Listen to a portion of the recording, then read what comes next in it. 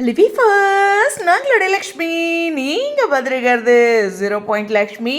Big happy news on the way.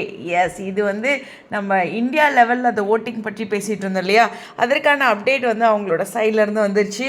S, எந்த நேரத்தில் வேணாலும் அப்டேட் வரும் அப்படின்ட்டு, அதாவது ரிசல்ட் ரெடி பண்ணிட்டாங்க, எந்த நேரத்தில் வேணாலும் வரும் அப்படிங்கிற ஒரு விஷயத்த சொல்லியிருக்காங்க.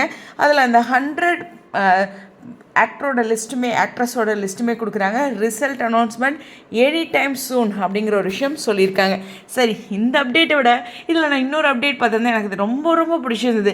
என்னென்னா, நம்ம பசங்களுடைய இந்த கமெண்ட்ஸை பார்த்துட்டு யாரா அந்த லக்ஷ்மி பிரியா அப்படின்ட்டு ஒரு இடத்துல ஒரு கமெண்டுக்கு அந்த இன்ஸ்டாகிராம் பேஜ் அட்மினே ஷேர் பண்ணியிருக்காங்க.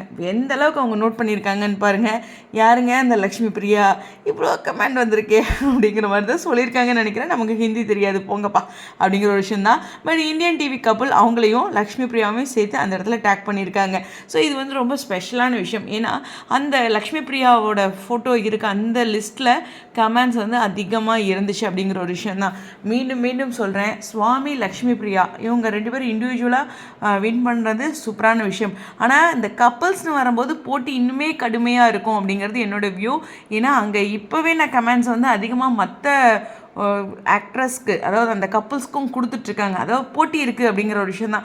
எனக்கு இங்கே என்னமோ போட்டி பெருசாக தெரியலைங்க. உண்மையுமே இண்டிவிஜுவலுக்கு அவங்க அவ்வளோ ஈஸியாக லீட் பண்ணிட்டாங்க. இப்போ ஒரு 7000 ஓட்டிங் இருக்குன்னா அதில் 95% லக்ஷ்மி பிரியா எடுத்தாங்க. பட் அப்போ இப்போ வரப்போகிற கப்புள்ஸ் பார்த்திங்கன்னா 50-50 போகிற அளவுக்கு இருக்க மாட்டிருக்கு. அதனால் கப்புள்ஸோடதை கவனிச்சுக்குங்க.